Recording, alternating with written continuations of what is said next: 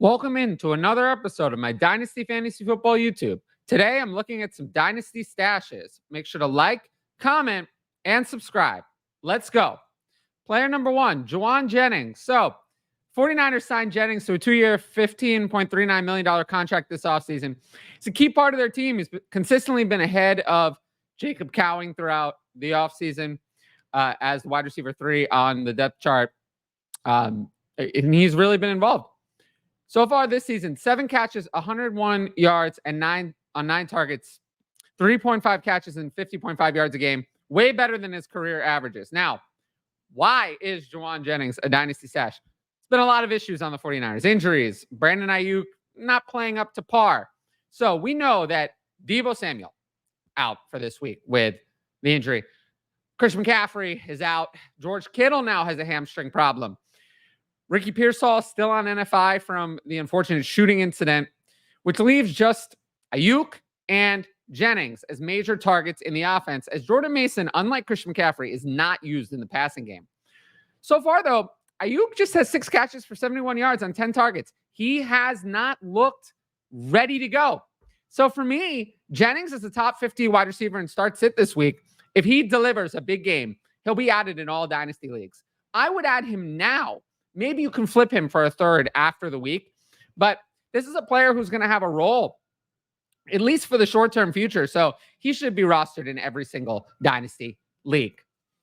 Next up, Mason Rudolph. Now, obviously, Rudolph hasn't played yet this year as backup to Will Levis, but we can tell that Titans head coach Brian Callahan is furious with Levis. He has thrown him under the bus after both of the last 2 games. Callahan didn't draft Levis. He inherited Levis. I don't think he ever really wanted Will Levis.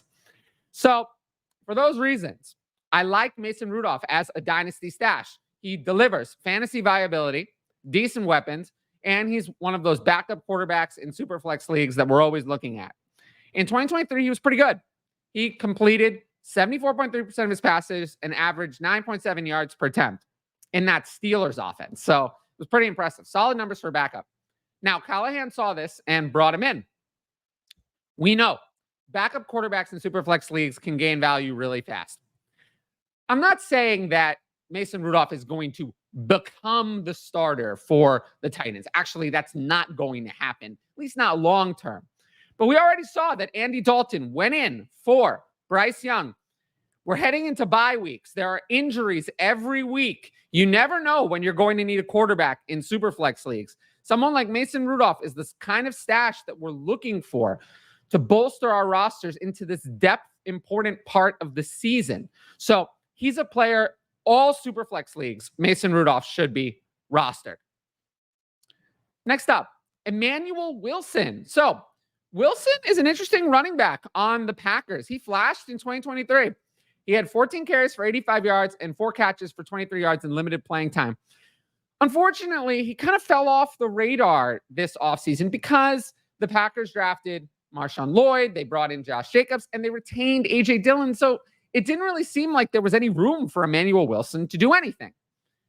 But because of injuries and other issues, he's actually been pretty solid this year. He has 9 carries for 55 yards and 2 catches for 2 yards. In week 1, I don't know if we remember, because now all the talk is how Josh Jacobs is great, Josh Jacobs is wonderful.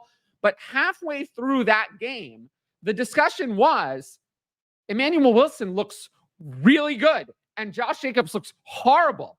But Jacobs has turned it around. We're not really talking about that anymore. But for a period of time, half the game, Wilson was exciting, an exciting player.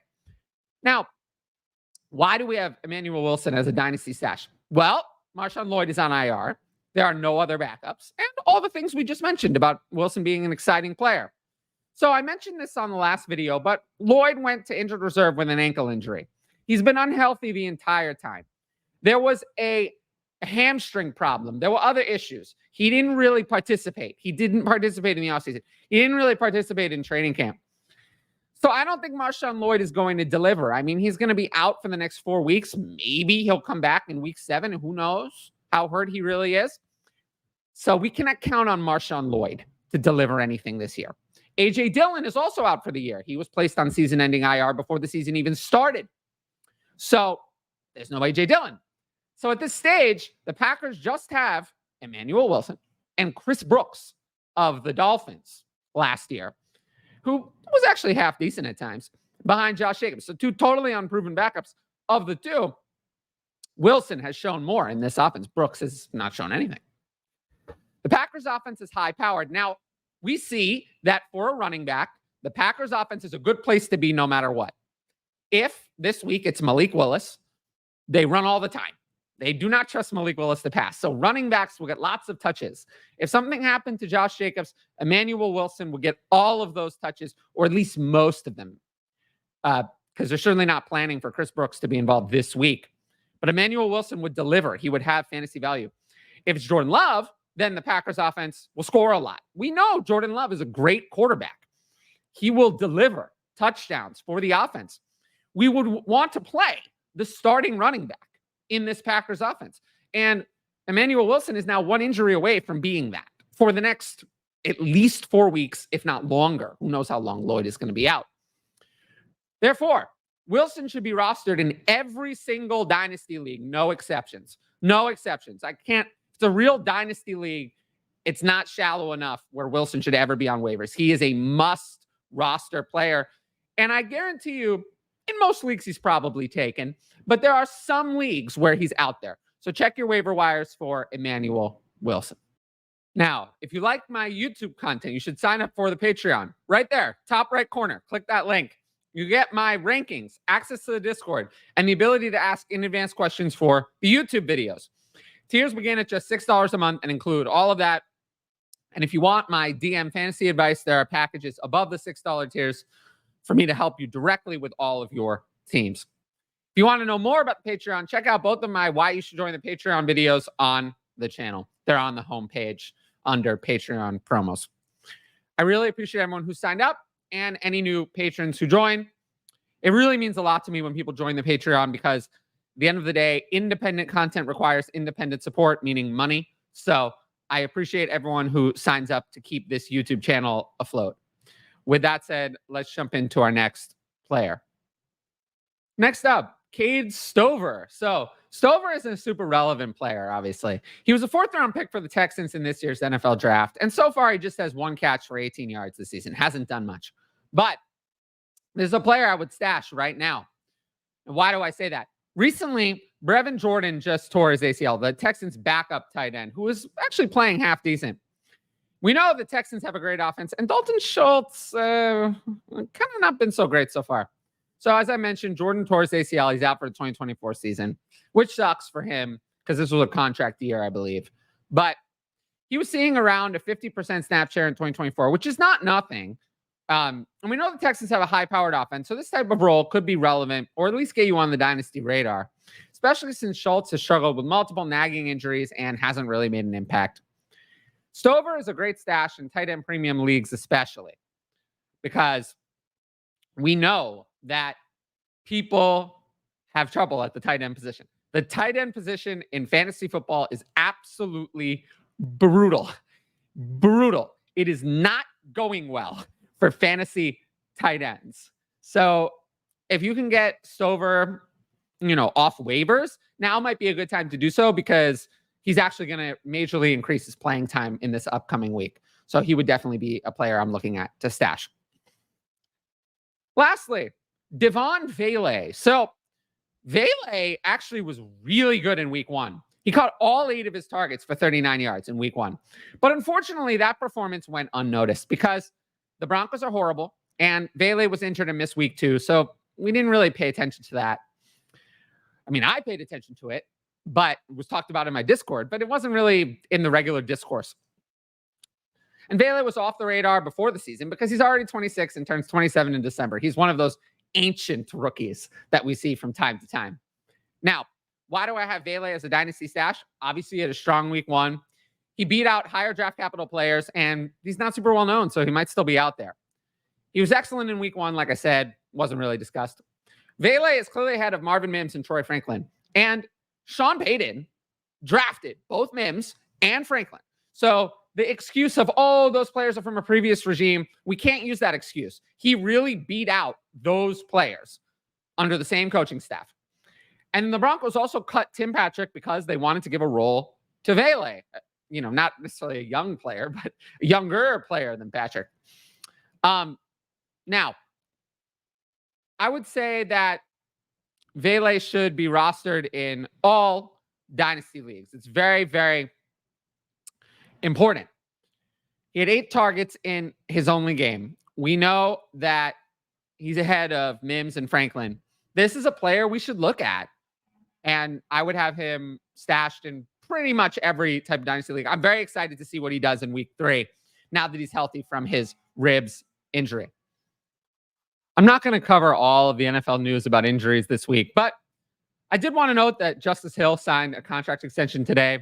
Not a super big deal. 2-year, $6 million contract extension to stay with the Ravens through 2026. I don't think it means all that much for Dynasty, but I am a little bit concerned about the timelines for both Keaton Mitchell, who suffered the devastating knee injury last season, and Rasheen Ali, who has been out basically the entire time this year.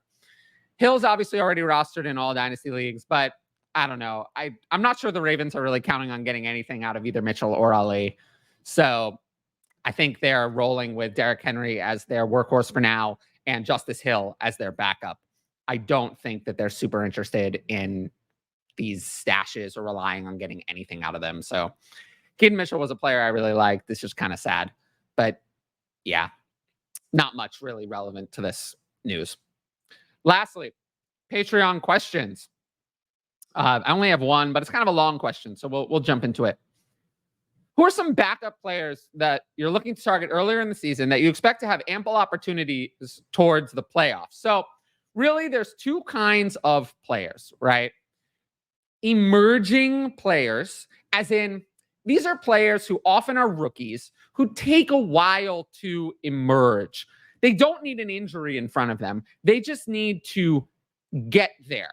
As in Trey McBride last year. He wasn't relevant, and then boom, he was the tight end 1 for a while. That would be an example. So, and then there's handcuffs. Handcuffs are mostly running backs or quarterbacks in Superflex who require an injury to the starter to really see the field, but if they did, could be really, really great. So some emerging players. Keon Coleman, definitely on my list. I like Keon Coleman, but I think that it's going to take a while for him to consolidate that wide receiver 1 role on the Bills. It might take some time. Kind of the same for Ladd McConkey. Ricky Pearsall, with all the injuries already, if he continues to develop and emerge, could be on that list. And then Jalen Polk, if the Patriots offense starts to progress. I will say last night it didn't look so good. But if Drake May ever goes in, I have more hope for Jalen Polk. A couple of handcuffs. I mean, this is a long list, but Bucky Irving and Braylon Allen, I think, are 2 of the better ones that are young players. We see that Braylon Allen is a very, very good running back. If anything happened to Breece Hall, Braylon Allen would be an instant RB1. No questions asked.